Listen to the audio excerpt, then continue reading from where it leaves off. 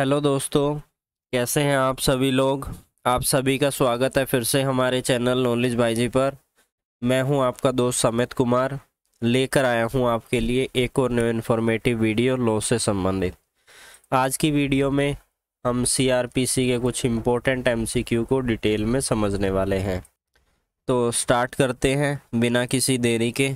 सबसे पहला important MCQ जो है किस चीज़ से रिलेटेड है, इसको पढ़ते हैं, फिर इसके आंसर को डिस्कस करेंगे। यानी कि अगर किसी भी पर्सन के ऊपर चार्ज फ्रेम किया जाता है तो उस चार्ज फ्रेम करने के बाद क्या रिजल्ट होगा अगर ऑफेंस कंपाउंडेबल है। तो ऐसे में क्या एक्यूज को एक्विटल किया जाएगा, एक्यूज को डिस्चार्ज किया जाएगा, या केवल रिलीज किया जाएगा, या केस फाइल किया जाएगा। तो कंपाउंडेबल ऑफेंस के बारे में हमें समझना होगा, किस सेक्शन के अंदर है वो भी आपको पता होना चाहिए। कंपाउंडेबल ऑफेंस, अगर कंपाउंडेबल ऑफेंस है और चार्ज फ्रेम किया गया है तो ऐसे में रिजल्ट क्या होगा, कंपाउंडेबल है यानी समझौते लायक है, समझौता होते के साथ ही उस अक्यूज को एक्विटल कर दिया जाएगा। इसलिए पहला इसका सबसे सही जवाब है। अब हम डिस्कस करते हैं नेक्स्ट इम्पोर्टेंट एमसीक्यू के बारे में। यानी कि सीआरपीसी के सेक्शन 320 के अंदर अगर ऑफेंस कंपाउंडेबल है और जो पर्सन जो कि कॉम्पिटिएंट है उस कंपाउंडेबल ऑफेंस के संबंध में अगर वो मर जाता है तो तब क्या रिजल्ट होगा, क्या ऑफेंस कंपाउंडेबल नहीं रहेगा या उसे कंपाउंडेबल किया जा सकता है, इसके द्वारा, प्रोसिक्यूटर के द्वारा, या फिर उस पर्सन के जो लीगल रिप्रेजेंटेटिव है वो कंपाउंड कर सकते हैं उस ऑफेंस के साथ कोर्ट की परमिशन के साथ, या फिर इन सभी में से कोई भी नहीं है। बात करें अगर कोई भी व्यक्ति जो कि कंपाउंडेबल ऑफेंस के संबंध में है या वो मर जाता है तो उसके जो एलआर्स होते हैं वो पूर्ण रूप से हकदार होते हैं कि वो कोर्ट की कंसेंट के साथ उस केस को समझौते में लगाए और उस केस को सेटल्ड करें। तो इसका थर्ड जो है बिल्कुल सही जवाब है।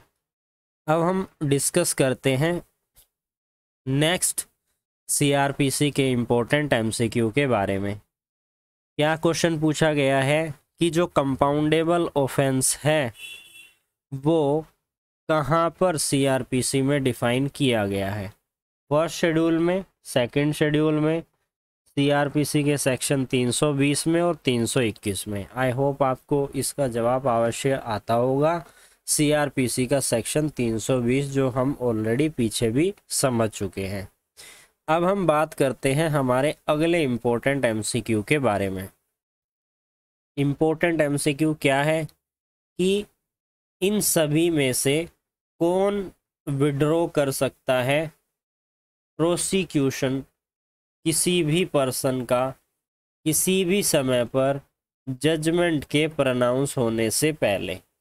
यानी कि केस दर्ज किया गया है और ऐसे में कौन व्यक्ति है जो कि केस को विड्रॉ कर सकता है, क्या state government, public prosecutor, aggrieved person या एफआईआर को लिखने वाला।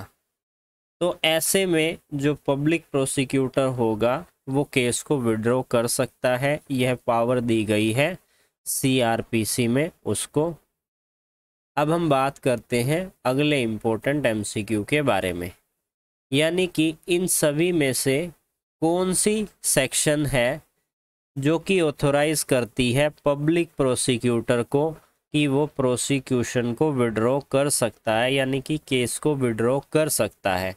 तो इसके लिए सीआरपीसी का सेक्शन 321 है जो कि प्रोसिक्यूशन के विड्रॉल की बात करता है और पावर देता है किसको, पब्लिक प्रोसिक्यूटर को। अब हम समझते हैं हमारी सेक्शन, आज की हमारी सेक्शन होने वाली है सीआरपीसी की सेक्शन 320। इसको हम समझते हैं। यह बात करती है कंपाउंडेबल ऑफेंस के बारे में। यहाँ पर एक बहुत बड़ी लिस्ट दी गई है, मैंने पूरी लिस्ट को तो यहाँ पर मेंशन नहीं किया है, आपको समझाने के लिए कुछ सेक्शंस को यहाँ पर डिस्कस किया है, तो उसको समझते हैं और पूरी जो टेबल है उसको आप बाद में देख लीजिएगा। क्या कहता है सबसेक्शन 1 320 का कि ऑफेंस अगर पनिशेबल है आईपीसी के सेक्शन में और जो स्पेसिफाई है फर्स्ट 2 कॉलम में टेबल के, नेक्स्ट फॉलो में बी कंपाउंडेबल बाय पर्सन। यहाँ पर एक चीज़ यहाँ पर आपको ध्यान रखनी है, जो पहली यहाँ पर टेबल दी गई है उसमें लिखा हुआ है कि वो पर्सन के द्वारा कंपाउंडेबल होंगे।